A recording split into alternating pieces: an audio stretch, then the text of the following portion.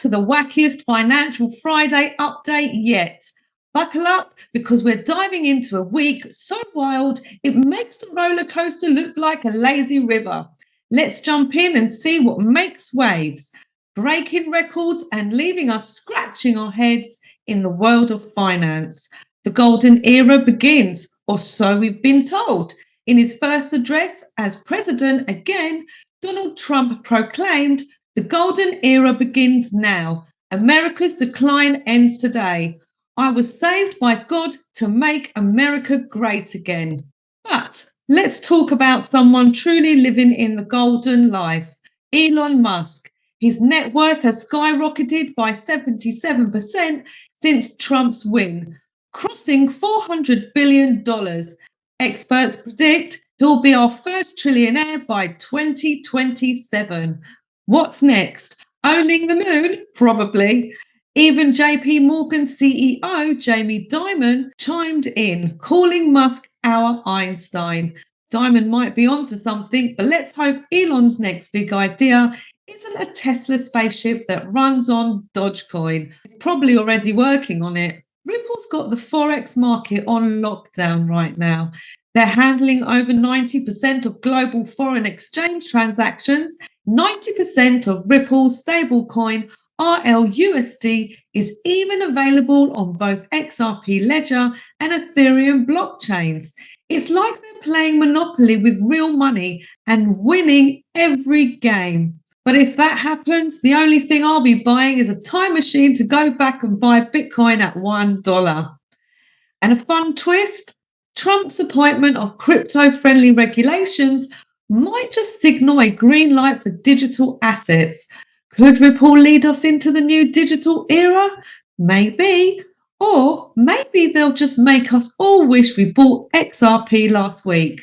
Members of the XRP community are speculating that a possible settlement in the ongoing Ripple lawsuit could be near, especially with the US SEC planning on its first private meeting under the new leadership. Fox Business reporters Eleanor Terrett highlighted the upcoming closed-door SEC season, which is scheduled for January the 23rd, 2025. With the beginning of a second Trump administration, 2025 is posed to be a pivotal year for global trade policy. Now, on to tariff tensions, America versus the world. With Trump back in the helm, tariffs are making a comeback with bell-bottom jeans. Analysts predict we'll see new tariffs on China and Mexico and retaliations that could turn global trade into a giant messy food fight. Will tariffs protect US jobs? Maybe. Will they make your avocado toast more expensive? Almost definitely. Europe's economy is already walking on thin ice, and these trade wars might just be the banana peel that sends it tumbling. Mexico and Vietnam might come on top, though. They're like the kid who showed up at dodgeball ready to play while everyone else is still trying their sneakers on. Speaking of Vietnam, they're launching a crypto regulatory sandbox. Translation: crypto companies can now play in their sandbox without fear of getting their toys confiscated. It's a win for innovation and a chance to become the cool kid at the crypto lunch table. This move could attract investors, boost the economy, and maybe even inspire a wave of crypto billionaires. Vietnam, if you're listening, save me a seat in your sandbox. I'll bring the snacks. Moving to Saudi Arabia, digging the gold and copper in mining news. Saudi Arabia's investment company is looking to buy a stake in the Reko Diq mine, soon to be the world's largest producer of gold and copper. They're ready to drop up to $1 billion. Once operational, the mine could produce 500,000 ounces of gold and 400,000 tons of copper annually. Translation: a whole lot of shiny stuff and wires. And with demand for precious metals soaring, this investment could be worth its weight in, well, gold.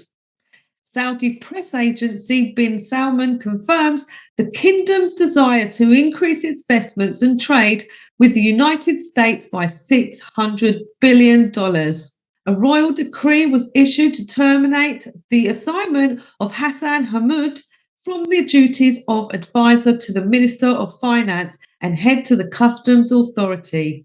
This move seems to be part of a broader effort to enhance non-oil revenues and improve financial management in the country. In Iraq, after voting on general amnesty law, Kamis al-Qajar says we will work on the end of materialization of cities, close the economic offices affiliated with armed groups, dissolve the Accountability and Justice Commission, and achieve balance in all state institutions. Iraq's parliament passed controversial amendments to personal status laws, sparking criticism for potentially legalizing child marriages. The amendment expands the authority of Islamic courts over family matters, undermining the existing 1959 law that protected women's rights. Critics argue that these changes allow clerics to marry girls as young as 9. Human rights activists warn that this could have disastrous effects on the rights of women and girls. The vote was chaotic, with accusations of procedural violations and lack of quorum. Despite this, proponents argue that changes align with the Islamic principles. The central bank announces the training of 3,415 elements to combat money laundering. The general amnesty law covers a wide range of offences, including terrorist crimes without death or permanent injury, crimes against foreign forces, violations of job duties or public authority, crimes affecting public trust, social crimes, and inciting immorality, various forms of violence, theft, fraud, and economic crimes, crimes related to public health, safety, and morals, military offences including evading duties and fraud in records, drug possessions under 50 grams, and other offences related to transportation, the media, and public services, and a whole lot more. So, as you can see, they are going through their laws, reforms, and they're putting their ducks in a row. So, we can safely say the RV is not happening this week. Be logical, think, don't just read everything out there and take it as gospel. Do your own research. It's in plain sight in front of you. All you have to do is research. Do not get scammed. Russia's drafting laws to seize foreign assets in retaliation for similar moves against Russian properties abroad. It's like a global game of Monopoly, but instead of winning with hotels, you just flip the board. Investors with assets in Russia, you have been warned. Ray Dalio is ringing the alarm bells about the UK's debt crisis. With debt at 100% of GDP, the UK is basically maxing out its credit cards on avocado and toast and rainy weather. Dalio predicts this debt spiral could spread to other countries like a bad cold, but for economies. A leading global rating agency has issued a stark warning, raising concerns over the future of the British pound's status as a global reserve currency. The warning suggests that cracks are beginning to show in the UK's financial stability, signalling potential risks to the pound's dominance in international trade and reserves. The agency points to several factors contributing to the uncertainty, including the UK's ongoing economic struggles, political instability, and post-Brexit challenges that have raised doubts about the country's long-term financial health. Additionally, the global economic shift towards more diversified reserves and the growing prominence of alternative currencies such as the euro and the Chinese yuan are seen as contributing pressures on the pound's global standing. In light of these factors, market observers are increasingly questioning whether the UK can maintain its prominent role in the global financial system. The warning has already triggered a flurry of activity in global markets, with the pound showing signs of weakness and analysts forecasting potential volatility ahead. My opinion, this warning from the rating agency is a significant moment for the UK, and it underscores the broader uncertainties the country faces as it continues to navigate its post-Brexit identity. The potential erosion of the pound status as a reserve currency reflects a fundamental shift in the global economic landscape as countries look beyond traditional hegemonic powers to diversify their financial portfolios. Now, swirling to gold and silver back in style. Precious metals are like the classic rock of investments. Gold values is climbing as central banks stockpile in faster than kids hoarding Halloween candy. And silver is the underrated gem with industrial uses galore, from solar panels to electronics. With inflation, geopolitical tensions, and Elon Musk planning a gold-backed cryptocurrency, for both metals are looking shinier than ever. Pro tip: if you're not investing in gold or silver, at least buy some jewellery. It's an investment you can wear. Russia might stop gas transit through Ukraine, potentially costing Europe $70 billion. Slovakia is already bracing for the impact, and businesses across the continent are sweating like it's summer in the Sahara. Energy security is no joke. Maybe it's to inspire Europe to finally go all in on renewable energy, or at least invest in some really thick sweaters. Taiwan plans to announce a draft law in June 2025 to authorize banks to issue stablecoins. BlackRock CEO Larry Fink says he's a big believer in Bitcoin and predicts it could rise to 700,000. Bitcoin is a liquidity trade. It goes up massively for each new unit of money injected into the financial system.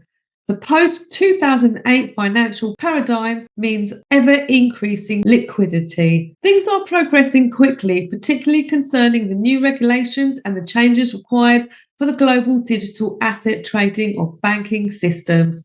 This momentum is necessary for the RV. ISO 2022 starts March the 10th, but full compliance is not until November 2025, so things will operate side by side. As we move forward, the effort to create a regulatory framework for digital assets are progressing both in the US and Europe. With the return of leadership, there is a notable increase in the activity surrounding digital banking, including collaboration between institutions like the Bank of England and New York's Department of Financial Services to align global crypto regulations. These regulations are crucial for the functioning of the digital banking system. As we move forward, the efforts to create a regulatory framework for digital assets are progressing both in the US and Europe. The collaboration between major financial centres like New York and London is essential in building confidence in the global financial system, encouraging investment. This growing collaboration among global banking institutions aims to prepare for the new system that will facilitate the reevaluation of global currencies. I bet you that's music to your ears. The global expansion of cryptocurrency regulations is vital for the RV to take place. So we're not ready. I will say this again.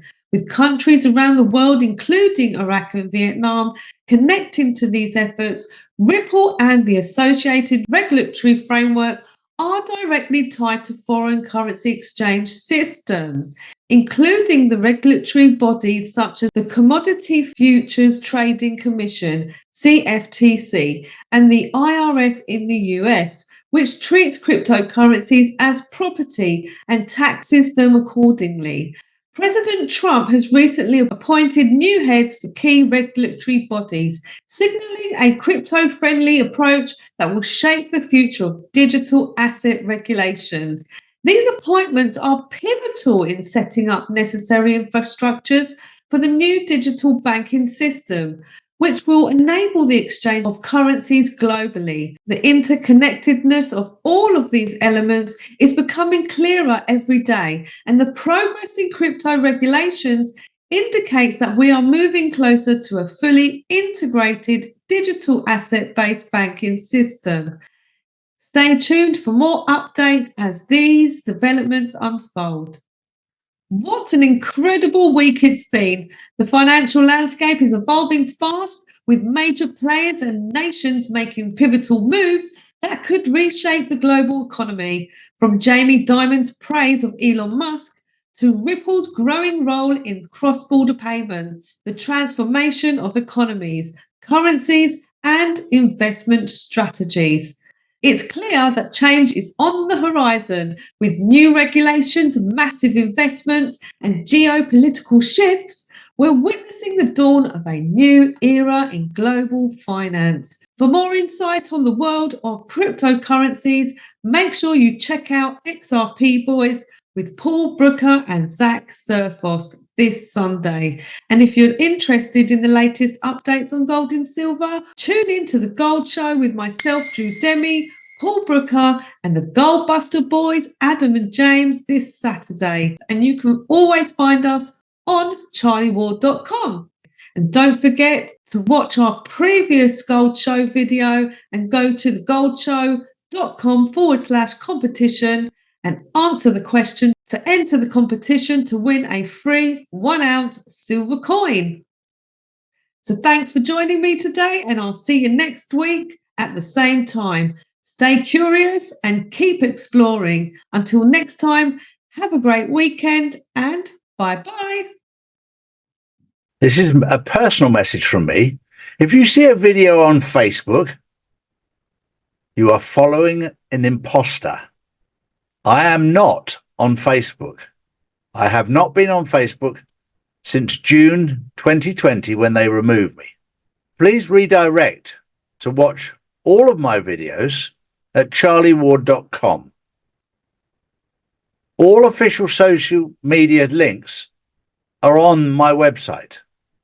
We urge you to stop following fake channels. I will never message you in a video. I will never ask you for money. I will never message you privately. I will never contact you directly.